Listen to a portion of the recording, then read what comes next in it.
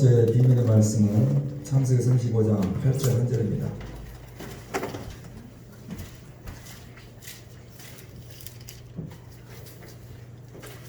(35장 8절 1절을) 다같이 합독하시면서 말씀을 기회하시도록 하겠습니다. 다같이 읽겠습니다. 시작. 리브가의 이모 드보라가 죽음에 그를 베들라에 있는 삼수나 밑에 장사하고 그 나무 이름을 알론박굿이라 불렀더라. 한 번 더 읽어보실까요? 시작. 리브가의 이모 드보라가 죽음에 그를 베들 아래에 있는 삼수나 밑에 장사하고 그 나무 이름을 알론박굿이라 불렀더라. 아멘. 우리 좌우 옆분에 그리 한번 인사했으면 좋겠습니다. 함께 나도목교회 식구 되어서 감사합니다. 함께 나도목교회 감사합니다. 아멘. 교회를 개척을 하고 이제까지 10여 년이 넘는 시간 나도목교회를 섬기고 있습니다. 교회를 섬기면서 몇 번의 장례를 드렸습니다. 그런데 그 몇 번의 장례가 제게는 하나하나가 특별한 장례였습니다. 누군가의 죽음을 생각하고 또 누군가의 죽음을 바라보고, 그래서 그 누군가의 죽음 앞에 목회자로서 장례 예배를 집전하는 과정 속에 죽음을 목도하는 시간은 어떤 죽음이든지 좀 힘들고 버거운 시간이었습니다. 첫 번째 교회를 섬기면서 맞이했던 죽음은 이렇게 교회를 이전하면서 지금은 교회를 떠났던 우리 권찰님하고 이름이 똑같습니다. 우리 강은진 집사님의 어머님의 장례식이었습니다. 벌써 7년이 다 된 시간입니다. 돌아가시 전 한 달 전쯤에 밭일을 하시다가 크게 넘어지셨습니다. 그런데 별일 있겠어라는 마음에 어머님이 병원을 가지 않았습니다. 그렇게 차일피일 미루다 아무래도 심상치 않아 병원에 갔더니 이미 한쪽 팔 전체가 괴사 상태에 들어가 있었습니다. 그렇게 전라도 나주의 병원에 입원을 했지만 차도가 보이지 않고 이미 80이 넘은 연세에 합병증까지 도지게 되었습니다.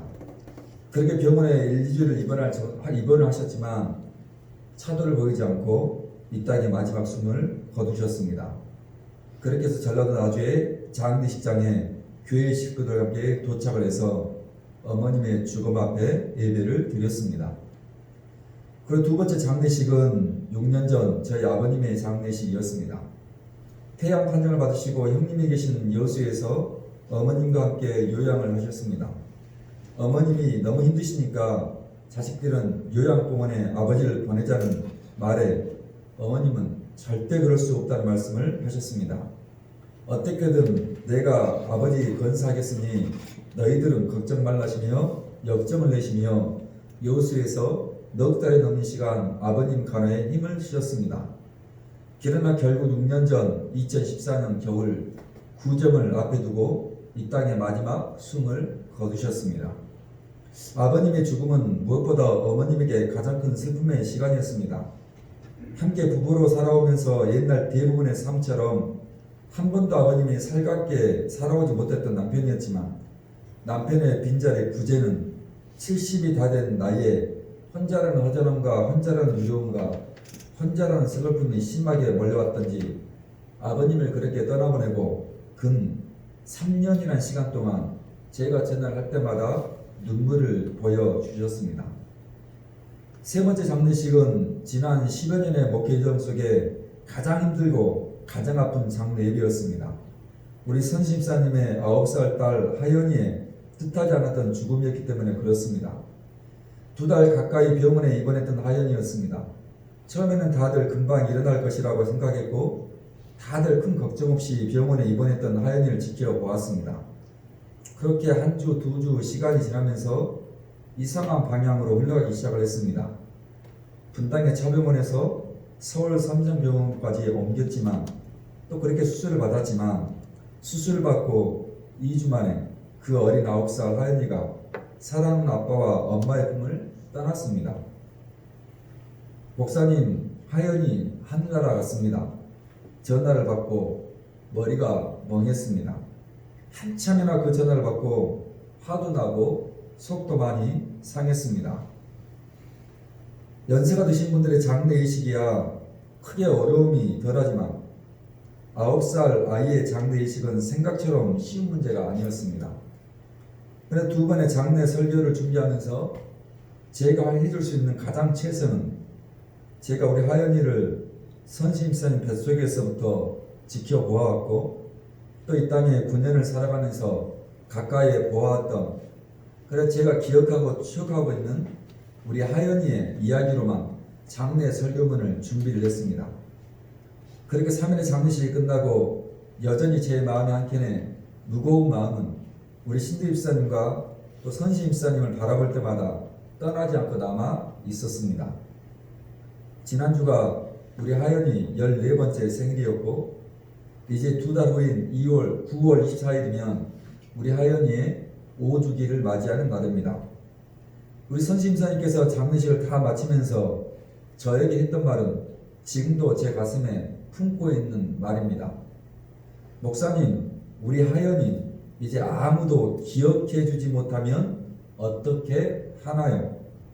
저에게 울듯이 했던 그 말은 제가 마지막 목회 여정을 마치는 그날까지 제 목회 철학으로 담고 있는 말이 되어 버렸습니다. 그래서 금년 9월 24일 5주기에 우리 하연이를 위한 추억 예배를 함께 드리겠다라고 했습니다. 선집사의 말처럼 누군가는 우리 하연이를 오래 기억하고 있다는 것을 보여주고 싶기 때문에 그렇습니다.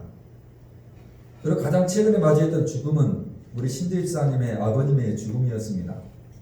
3년 전 시골에서 오토바이를 타고 가시다가 넘어지시면서 머리를 다치셨습니다. 역시나 별일 있겠거니 하시다가 병환이 심이셔서 목포에 있는 병원으로 옮겼습니다. 목포 병원으로 옮겼지만 차도가 있다 없다를 반복을 하셨습니다. 그리고 몇 번이 우리 신입사님께서 아버님 때문에 목포에 다녀오는 일이 빈번해졌고 급기야 이천 요양병원으로 아버님을 급하게 옮기게 되었습니다. 여러분, 그렇게 가까운 양지의 요양병원으로 아버님을 모시고 저도 자주 찾아뵙고 기도도 해드리면서 또 찬양을 해드리면서 아버님의 건강을 빌었습니다. 그런데 갈수록 아버님의 상태가 호전되지를 않았습니다. 처음에는 정신도 있었고 또 이렇게 살집도 있었지만 그렇게 요양병원에서 1달, 2달이 넘어가면서 때때로 정신도 잃으시고 또 사람을 알아보지도 못하셨습니다. 당연히 살집은 살집대로 빠지시고 뼈마디가 보일 정도로 마른 몸으로 누워 계셔야 했습니다. 목사님, 아무래도 아버님 돌아가실 것 같습니다. 그렇게 신집사님 아버님께서 3년 전 2017년 8월 22일 이 땅에서 78년의 생애를 사시고 숨을 거두셨습니다. 그렇게 10여 년의 목회의 시간 동안 제가 맞이했던 죽음과 장례, 그리고 장례 예식은 여전히 제 기억 속에 한 분 한 분 오래도록 새겨져 있습니다. 그 죽음이 무엇보다 저와 함께 교회를 섬기고 있는 가족들의 어머님이고 또 아버님이고 또 사랑하는 딸이었기 때문에 그렇습니다. 목회자와 성도로 함께 한 교회 안에서 때로는 개척과 함께 10년이 다 된 시간 동안, 때는 중간에 6년, 7년이 다 된 시간 동안 함께 섬겨주고 함께 희노애락을 해주었던, 그래서 제가 누군가의 어머니와 아버지를 그리고 딸을 기억하고 추억하며 기억해줄 수 있는 것이었습니다.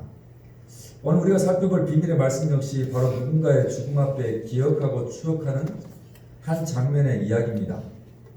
5년 전 제가 이거 가지고 설교를 했던 적이 있는데 오늘은 다른 부분을 통해서 한번 말씀을 나눴으면 좋겠습니다. 다시 창세기 35장 8절의 말씀을 읽겠습니다. 다 같이 시작. 니브가 이모 드보라가 죽음에 그를 베델 아래에 있는 그 나무 이름을, 오늘 여러분이 가지고 있는 성경책에 알론박굿 앞에 각주의가 붙어있지요. 자, 비밀의 말씀 무슨 뜻입니까? 시작. 곡함의 상술이라는 뜻입니다. 여러분, 그러니까 이 말은 알론과 박굿이란 말이 합쳐진 말입니다. 알론이란 뜻은 상술이 나오라는 뜻이고요. 박굿은 울음과 비탄, 애도라는 것을 뜻은 말입니다. 자, 지금 8절에 누가 죽음을 맞이했습니까? 리브가의 유모 드보라가 죽음을 맞이했습니다. 자, 그리고 이 죽음을 알론이라는 상술이 나온 밑에 장사를 했습니다. 그리고 그 죽음 앞에 바꾼 야곱이 비탄과 에도의 통곡을 했다라고 이야기를 해주고 있습니다.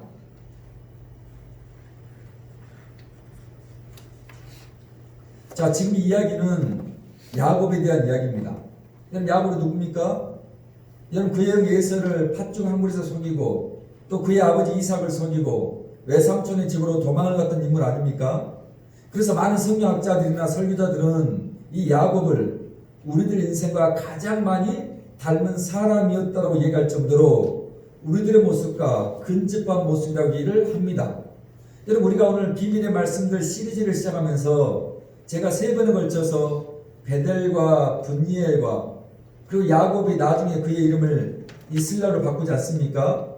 그래서 그 비밀의 말씀 시리즈 설교를 하면서 3번에 걸쳐서 야곱의 비밀의 말씀을 나눈 적이 있습니다. 그럼 그 정도로 야곱의 인생이 한두 이야기로 끝낼 정도의 얘기가 아니라는 것입니다. 자, 그런 야곱을 누구보다 사랑했던 사람이 있었습니다. 누구보다 애정을 가지고 있고 심할 정도로 야곱의 형 에서와 차별을 보였던 사람이 있었습니다. 바로 야곱의 어머니 리브가입니다. 자, 그런 리브가에게 누가요? 유모가 있었다는 것입니다. 젖을 먹여줬던 유모가 있었다는 것입니다. 그 유모의 이름이 오늘 우리가 읽었던 성경 기록처럼 드보라입니다. 자, 그리고 그런 드보라가 죽었습니다. 그 죽음 앞에 야곱이 통곡을 하며 울었다는 것입니다. 알름바끝 곡함의 상수리 아래 묻어주면서 대성통곡하며 야곱이 울었다는 것입니다. 그렇다면 야곱이 어머니 리브가 유모였던 드보라를 위하여 이렇게 곡하여 울었겠습니까? 그것은 우리가 오늘 비밀의 말씀을 통해 추적해 보자는 것입니다. 첫 번째, 알룸바굿 곡함의 상수리는 드보라를 기억이 묻혀 있는 것입니다. 여러분, 35장 8절을 다시 읽겠습니다. 시작. 리브가 유모 드보라가 죽음에 그를 베델 아래에 있는 상수리나 밑에 장사하고 그 나무 이름을 알룸바굿이라. 여러분, 드보라는 유모 아닙니까? 그래, 야곱의 어머니 리브가의 젖을 빨게 주었던 유모입니다. 그래, 야곱의 어머니 리브가는 어느 시점에서 죽어버린 것입니다.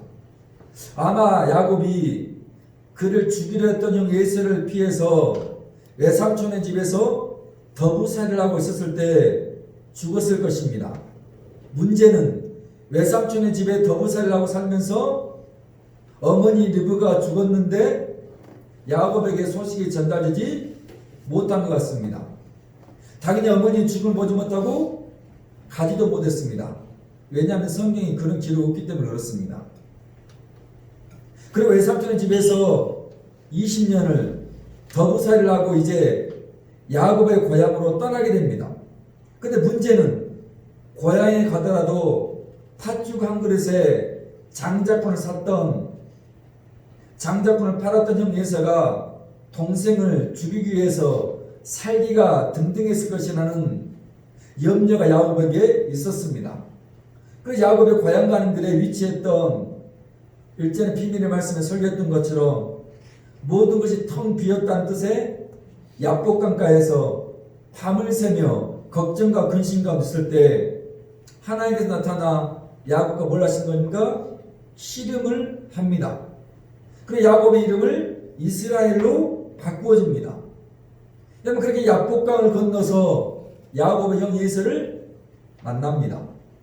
그리고 아마 그때 형 에서에게서 어머니 리브가의 죽음을 들었을 것입니다. 여러분, 그렇게 야곱은 고향으로 내려가는 길을 포기합니다. 그리고 그렇게 형 에서와 만난 자리에서 아마도 어머니 리브가의 유모였던 드보라도 함께 있었던 것 같습니다. 그리고 드보라를 야곱이 모시겠다고 형 에서에게 말했던 것 같습니다. 역시 성경에는 그런 기록이 없지만 대강 추적해보면 그렇다는 것입니다. 그리고 야곱은 몇 년을 드보라를 어머니처럼 모셨던 것이 분명합니다. 드보라가 야곱의 어머니 리브가에게 젖을 먹이는 의무였기 때문에 분명 어머니 리브가와는 한 20년의 나이 차가 있었을 것입니다. 그러니까 지금 드보라의 나이가 이때 아마 꽤 들었을 것이라고 생각합니다. 그리고 드보라가 숨을 거둡니다. 그런 드보라를 위해서 야곱은 곡함, 박굿, 통곡을 합니다. 펑펑 웁니다. 알론박굿, 곡함의 상술이기 때문에 그렇습니다. 그 정도로 야곱이 드보라의 죽음 앞에 울었던 것입니다. 지난주 두 명의 죽음을 우리가 목도했습니다. 한 사람은 서울시장에서 박오순 시장의 죽음이었고 또 한 사람은 6.25 전쟁의 영웅이라는 백선엽 장군의 죽음이었습니다. 두 사람의 죽음 앞에 국론이 분열이 되었습니다. 한 사람은 성추행이요 또 한 사람은 친일파의 문제로 조문을 하느냐 마느냐의 문제로 시끄러웠습니다. 갈수록 하나 되지 못하고 자아가 우가 갈라지고 남자와 여자로 갈리고 또 청년과 장년으로 갈리고 결국 네 편 내 편으로 갈리고 있습니다. 여러분 한나라의 국민으로 결코 보기 좋은 모습들이 아니지요. 여러분 결국 박원순 시장의 죽음이나 백선엽 장군의 죽음은 국민 모두에게 알론박굿, 곡함이나 통과할 정도의 죽음이지 않았다는 것입니다. 국민 모두의 마음을 아우를 수 있는 알론박굿의 죽음이 아니라는 것입니다. 분명 박원순 서울시장의 업적도 남달랐고 백선엽 장군의 업적도 남달랐지만 그들의 마지막 죽음은 고개를 끄덕이기에 부족했다는 것입니다. 그럼 그렇다면 왜 굳이 성경이 드보라의 죽음을 기록을 해 놓았겠습니까? 여러분 왜 알론박굿이라는 비밀의 말씀을 써가면서 기록을 해 놓았겠습니까? 왜 한나 유모에 지나지 않았던 드보라의 죽음을 성경에 기록을 해 놓았겠냐는 것입니다. 드보라를 기억하라는 것 아니겠습니까? 오늘 그 드보라의 죽음을 그냥 지나치지 말고 너희가 기억해 달라는 것 아니겠습니까? 드보라를 위해서 야곱이 그렇게 울 정도였다면 오늘 드보라는 참 좋은 사람이었던 것 같습니다. 야곱이 그렇게 곡할 정도로 울었다면 여러분 드보라는 참 괜찮은 사람들 같습니다. 오늘 야곱은 그런 드보라를 기억하고 그를 상수리나무 아래 묻어주고 알론박굿 대성 통곡하며 곡함의 비통의 눈물을 우리에게 보여주고 이 한 사람을 기억해 달라고 우리에게 이야기를 하는 것입니다. 지난주에 함께 청년 시절을 보내었던 후배에게 전화가 걸려왔습니다. 이천에 내려오는 길인데 시간이 되시면 점심식사나 하자는 것이었습니다. 그렇게 해서 가까운 청목에서 사모님과 함께 만났습니다. 이제 중년의 나이가 되어 있었지만 그 친구도 워낙 동안의 얼굴인지라 청년 때 보았던 그 얼굴, 그 목소리 똑같았습니다. 함께 식사를 나누면서 나누었던 이야기가 무엇이었겠습니까? 목사님 그때 그 시절의 이야기 아니었겠습니까? 그때 목사님께서 제게 가르쳐 주셨던 무언극이나 그때 목사님과 함께 다녔던 이곳저곳이 기억이 난다면서 참 좋은 시간들이었다며 이야기를 쏟아내었습니다. 그 후배는 저와 짧은 1년의 시간을 함께 한 교회 안에서 청년회를 섬겼습니다.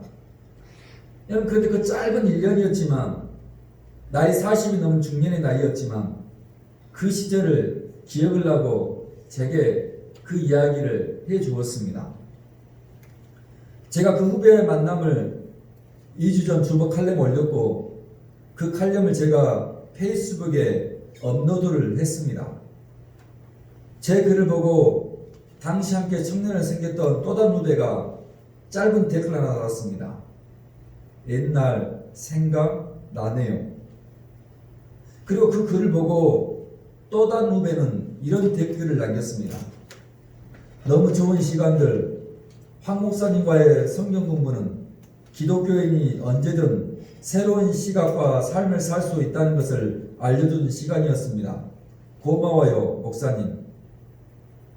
제게는 참 찬사이고 과찬의 댓글이었습니다. 그 댓글을 보면서 제 마음도 설레었습니다. 그때 그 시간들을 다시 한번 기억해보고 추억해보았습니다.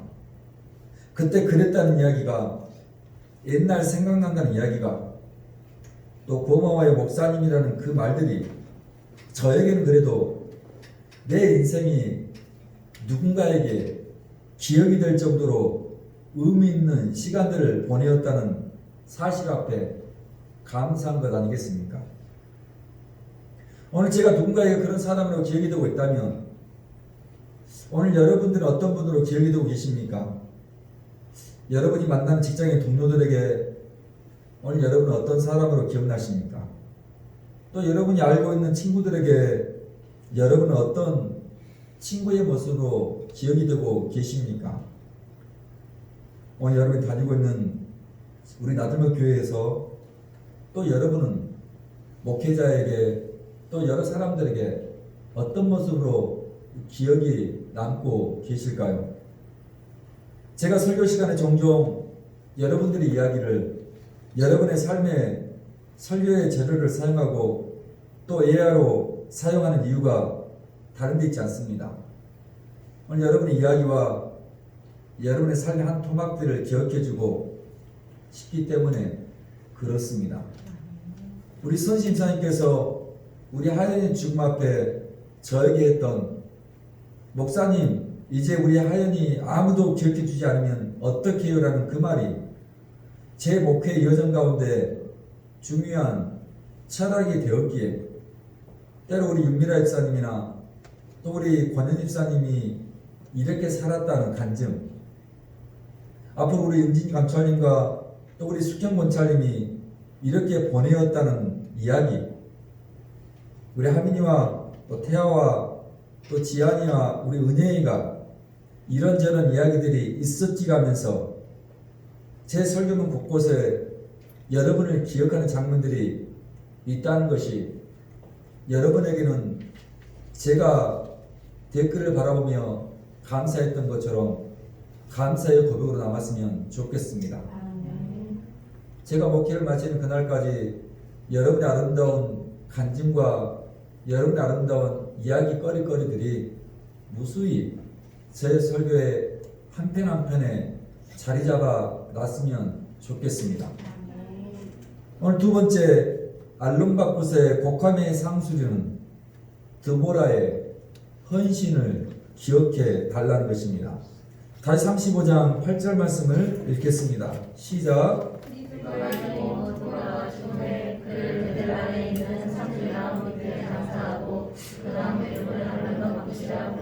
아멘. 그럼 어머니 리브가 유모였던 드보라의 죽음 앞에 야곱은 통곡의 울음으로 드보라의 죽음을 애도했습니다. 도대체 그렇다면 야곱이 이렇게까지 통곡을 하며 울었던 결정적인 이유가 무엇이냐는 것입니다. 오늘 성경에 특별한 드보라의 기록이 이 한 절 말고는 전혀 나와 있지 않습니다. 여러분, 그러니까 구체적인 디테일한 그 드보라의 행적이나 기록이 없다는 것입니다. 한 가지, 그가 리브가 유모였다는 것 하나뿐인 다른 정보를 우리에게 성경은 이야기를 해주고 있지 않다는 것입니다. 자, 그런데 그 드보라의 헌신이 기억되어지고 묻혀있다는 그 말이 무슨 의미라는 것입니다. 그럼 성경은 특별히 등장하는 인물들의 이름의 뜻을 아주 중요하게 생각을 합니다. 그래서 모세는 건져내었다는 뜻을 가진 뜻이고, 지난주 살펴보았던 사무엘은 여호와께 구하였다, 여호와께서 들으셨다라는 의미로 말씀을 드렸습니다. 그리고 그들이 그런 인생을 살아냈습니다. 대부분의 성경 기록 인물들이 그 이름의 뜻대로 살아갔다는 것입니다. 자, 그러면 오늘 드보라 역시 마찬가지겠지요. 그렇다면 드보라의 뜻이 무엇이겠습니까? 드보라의 뜻은 꿀벌이라는 뜻입니다. 여러분, 꿀벌하면 여러분 머릿속에 그려지는 이미지가 무엇입니까? 여러분, 그러니까 그의 이름에서 나타나듯이 오늘 드보라는 야곱의 어머니 리브가를 위해 성실하게 묵묵히 자신의 자리에서 일했던 사람이었습니다. 야곱의 어머니 리브가 곁에서 성실하게 묵묵하게 꿀벌처럼 헌신했다는 것입니다. 여러분, 오늘 꿀벌이었던 드보라는 자기의 자리가 어디인지를 알고 묵묵히 그렇게 그 리브가만을 위해서 젖을 빨려주며 오늘 리브가가 힘들고 어려울 때 말 상대가 되어주고 야곱의 어머니 리브가가 어디라도 아프면 밤새워서 자신의 젖을 물려가며 지켜보고 있었을 것입니다. 오늘 야곱의 어머니 리브가가 즐겁고 행복할 때는 함께 웃어주었던 그런 꿀벌 드보라였을 것입니다. 어머니의 품을 떠난 야곱이 그리워서 홀로 눈물을 짓고 있던 리브가와 함께 어쩌면 드보라도 함께 눈물을 흘려 주었을 것입니다. 단 한 번도 꿀벌 드보라는 자신의 이익이나 자신의 욕망대로 살지 않고 그렇게 리브가를 위해 살았다는 것입니다. 여러분, 유모로서 자신의 일생을 생각해 봅시다. 한 여자의 젖을 빨려준 인생으로 살아야 했습니다. 그리고 리브가가 이 땅에 숨을 거둔 그날에 드보라는 어느 누구보다 슬프고 또 슬퍼했을 것입니다.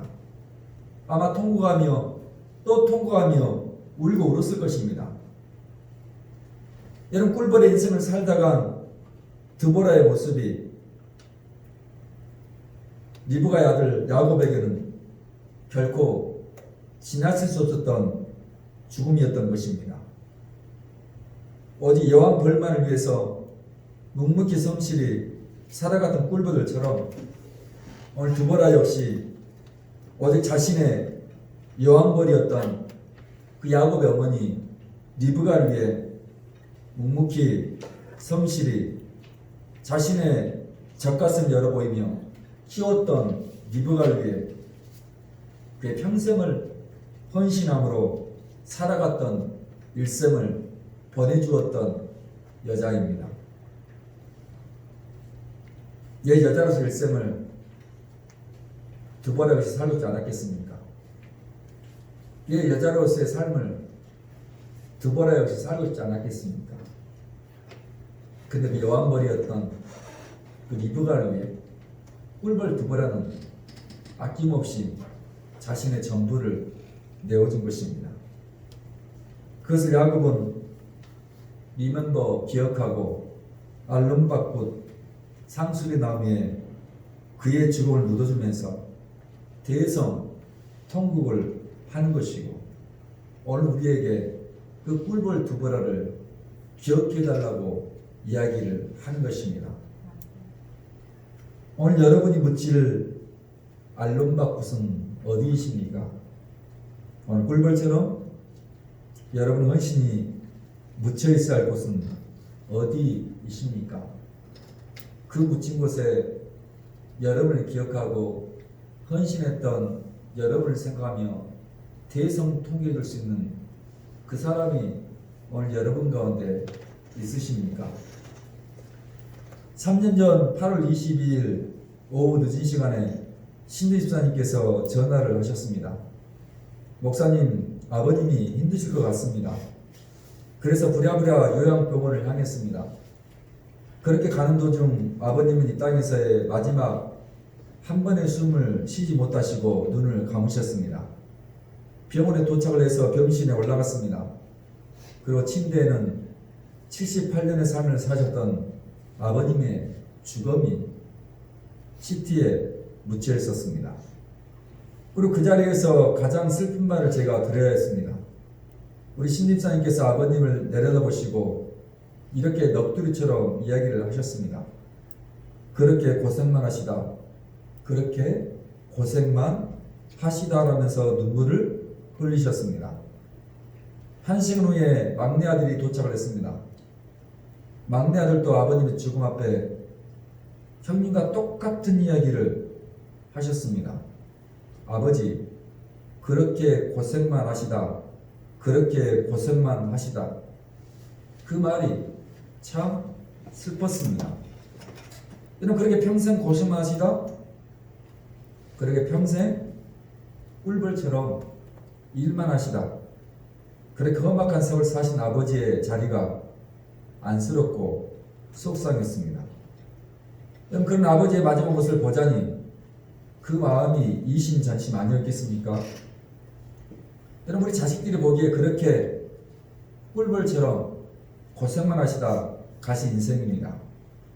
허리 한번 제대로 펴지 못하고 사셔야 했던 매일 매 순간을 날아다니며 꿀을 모아야 했던 꿀벌 같은 삶을 우리 아버지들이 살았습니다. 이천에서 목포까지는 4시간의 거리입니다. 그리고 다시 목포에서 차로 30분을 달려야 합니다. 그리고 30분을 달려서 다시 배를 타고 1시간을 들어가려면 암태라는 섬 하나가 나옵니다. 이제는 다리가 놓아져서 20분이면 도착할 수 있는 곳입니다. 그 암태라는 섬에서 아버님은 78년의 생을 사셨습니다. 단 한 번도 그 섬을 떠나본 적이 없는 인생입니다. 왜 그분에게 꿈이 없었겠습니까? 왜 미래에 대한 기대가 없었겠습니까? 그런데 그 암태라는 섬 한번 떠나지 못하고 인생의 마지막 숨을 거두셨습니다. 그런 제가 그분을 생각하면서 그런 생각이 든 것입니다. 일생 암태라는 섬을 떠나지 않았습니다. 그리고 그 섬에 자리 잡고 있던 교회라는 곳을 다니기 시작했습니다. 그곳에서 아마 유년 시절 주일학교 때 돈으로도 못 가요 하나님 나라, 힘으로도 못 가요 하나님 나라는 찬양을 배우며 어린 신앙을 키웠을 것입니다. 우리 태아나 하명이처럼 청소년 시절에는 실로암이라는 찬양을 부르며 또 믿음이라는 것을 키웠을 것입니다. 청년 시절 지나오면서 가서 제자 삼으라는 찬양 부르며 암태라는 시골의 교회에 힘이 필요한 부분이 있다면 아마 힘을 보태었을 것입니다. 그리고 한 여자와 선을 보고 결혼이라는 것을 하게 되고 집사가 되었습니다. 그리고 스라의 이남 사녀의 자녀들을 데리고 모두 교회에 나갔습니다. 집사가 되고 때로는 밭일을 하다가도 교회 목사님이 부르면 또 교회가 일이 있다면 가장 먼저 달려갔습니다. 그러니까 안수집사가 되고 또 이제 교회가 건축을 해야 한다고 하니까 가지고 있는 땅 하나 교회에 아무런 이유 없이 헌물로 바쳤습니다. 그리고 이제 안수집사 자리에서 장로가 되었습니다. 그 여전히 장로의 자리에서 묵묵히 기도의 자리를 지켰을 것이고 또 장로의 자리에서 묵묵히 아마 교회 여기저기를 살펴보았을 것입니다. 여러분 한평생 그가 암태를 떠난 적이 없듯이 일생을 그가 교회를 떠나본 적이 없이 그렇게 교회와 함께 장로의 직분을 받으며 자신의 삶을 꿀벌처럼 헌신하며 살았습니다. 그 아버님의 전함은 김대석 장로님이십니다. 여러분 암태 여러분이 들어보기라도 한 섬이십니까?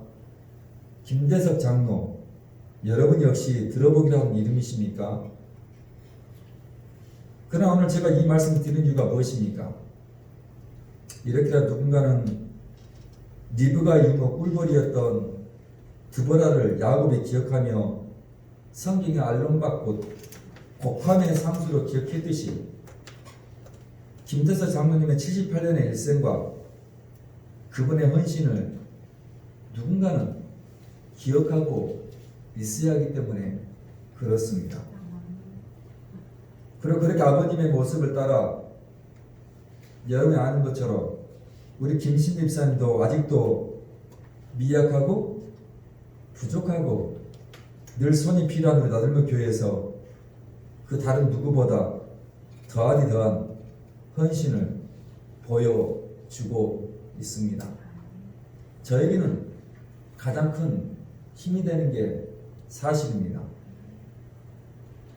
오늘 마찬가지 여러분의 일생, 여러분의 모습, 여러분의 이야기들을 목회를 하면서 함께 나들목 교회를 섬기면서 하나하나의 이야기들을 제 가슴에 품고 제 머리에 품고 제 글에 품고 오늘 여러분과 함께 이 아름다운 기억들을 제가 꼭 만들고 이야기해주고 간증처럼 섬겨줬으면 좋겠습니다. 그러게 혹시 여러분의 이야기들이 간혹 설교 시간에 나오면 목사님 왜 또 저런데 하지 마시고 오늘 목사님이 내 이야기를 기억하고 있구나 라고 생각하시면서 들어주셨으면 좋겠습니다. 저는 다른 사람 이야기하고 싶지 않고 오늘 여러분들의 이야기, 여러분의 간증들을 이야기해 주고 싶기 때문에 그렇습니다. 다른 사람이 하나님이 아니라 오늘 여러분의 하나님을 이야기해 주고 싶기 때문에 그렇습니다.